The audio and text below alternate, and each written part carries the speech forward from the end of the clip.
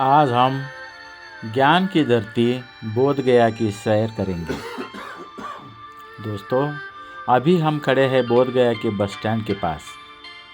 यहीं से शुरू होती है बोध गया की असली ज़िंदगी।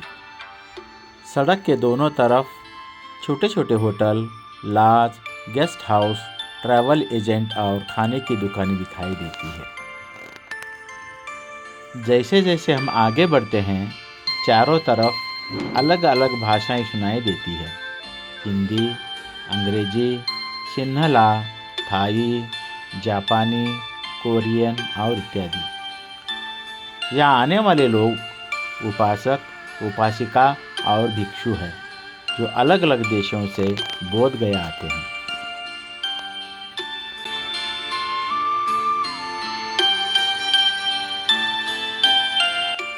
यह सड़क सिर्फ बाजार नहीं है, ये रास्ता है अभ्यास का। यहाँ लोग शोर में भी सजग रहने की कोशिश करते हैं।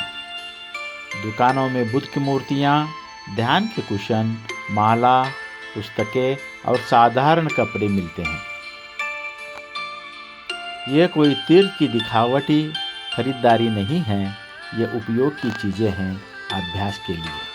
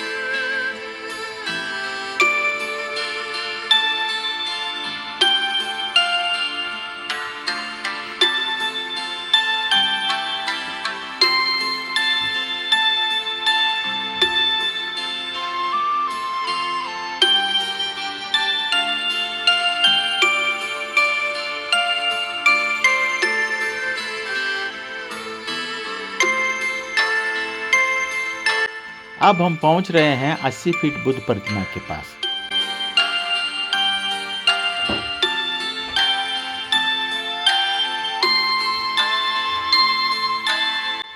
यह प्रतिमा बैठी हुई अवस्था में है, इसे भूमि स्पर्श मुद्रा कहते हैं। यह मुद्रा उस क्षण को दर्शाती है जब बुद्ध ने मार को साक्षी बनाकर धरती को स्पर्श किया था। यह मूर्ति बहुत बड़ी है, लेकिन यह संदेश आकार का नहीं है, संदेश है स्थिरता, धैर्य और निरंतर अभ्यास का।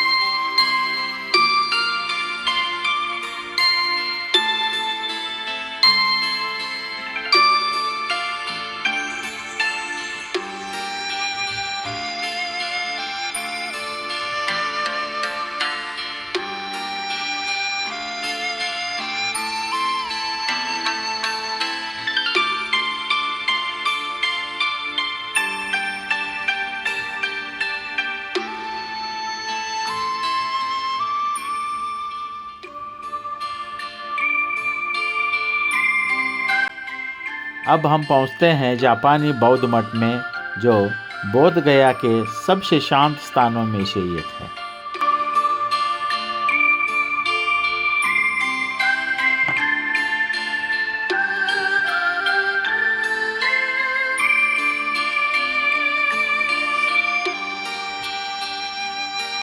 यहाँ सब कुछ बहुत व्यवस्थित है। रास्ते, बगीचे, ध्यान कक्ष। जापानी परंपरा में ध्यान बहुत अनुशासन से किया जाता है। यहाँ मौन का विशेष महत्व है। लोग यहाँ बैठते हैं, चलते हैं और हर क्रिया को सजगता से करते हैं। यह जगह बताती है कि ध्यान सिर्फ बैठने का नाम नहीं, जीने का तरीका है।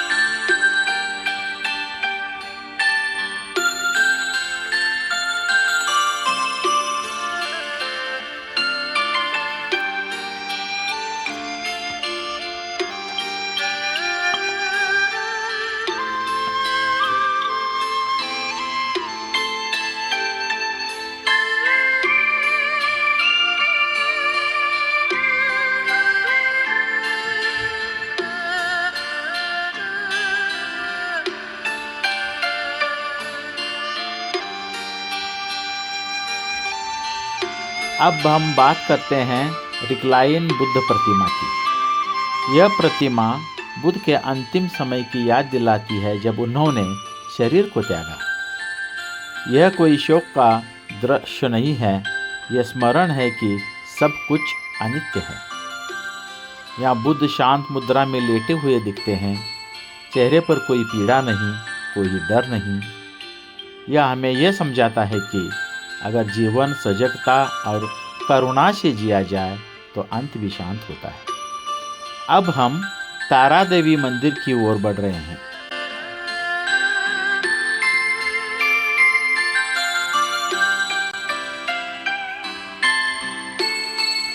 यह स्थान बौद्ध परंपरा में करुणा और सुरक्षा का प्रतीक माना जाता है।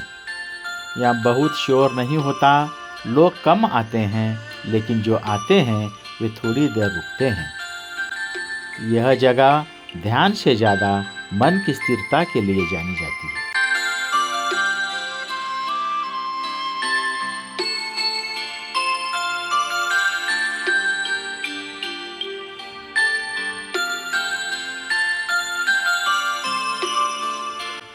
अब सामने है मैत्रेय बुद्ध, जिसे कई लोग व्हाइट बुद्ध भी कहते हैं। मैत्रेय बुद्ध को भविष्य के बुद्ध के रूप में देखा जाता है। यह मूर्ति हमें याद दिलाती है कि करुणा और नैतिक जीवन कभी समाप्त नहीं होते। यह स्थान खुला है, हवा बहती रहती है, लोग चुपचाप बैठे रहते हैं।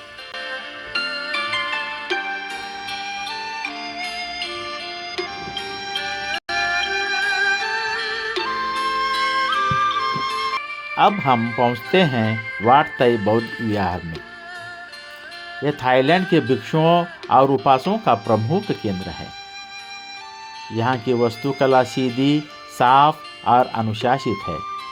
सुबह और शाम यहाँ सामूहिक प्रार्थना और ध्यान होता है।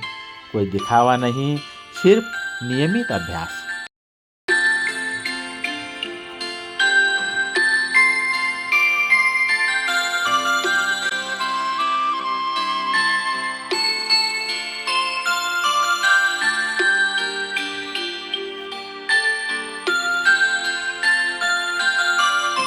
अब हम हैं बांग्लादेश बौद्ध मठ में। यह बौद्ध मठ शांत और सीमित है। यहाँ ज़्यादातर भिक्षु अध्ययन और ध्यान में लगे रहते हैं।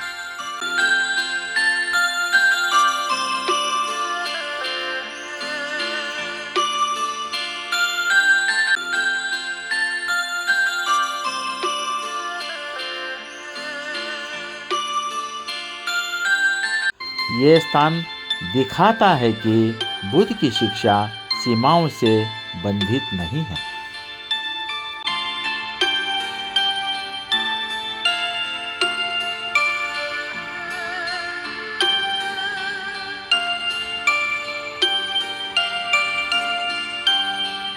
अब हम आए हैं महाबोधि सांस्कृतिक एवं ध्यान केंद्र कटोरवा में।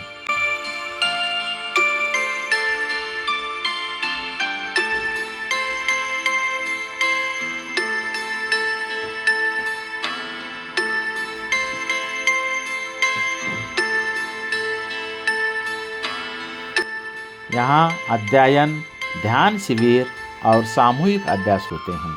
यह स्थान आधुनिक सुविधाओं के साथ परंपराओं को जोड़ता है।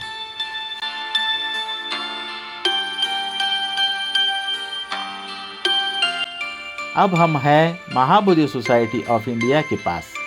यह स्थान अनागरिक धर्मपाल के प्रयासों की याद दिलाता है, जिन्होंने महाबोधि महाविहार को पुनः बौद्धों के लिए सजीव बनाया। यहाँ श्रीलंकाई परंपरा के अनुसार पाठ, अध्ययन और ध्यान होता है। यह जगह संघर्ष, संकल्प और निरंतर प्रयास का उदाहरण है।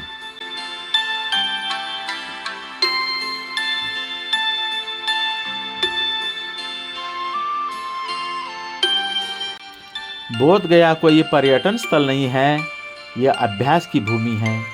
यह सड़क, बाजार, मठ सब मिलकर एक ही बात करते हैं। सजग रहो, कर्णाशील बनो और निरंतर अभ्यास करते रहो।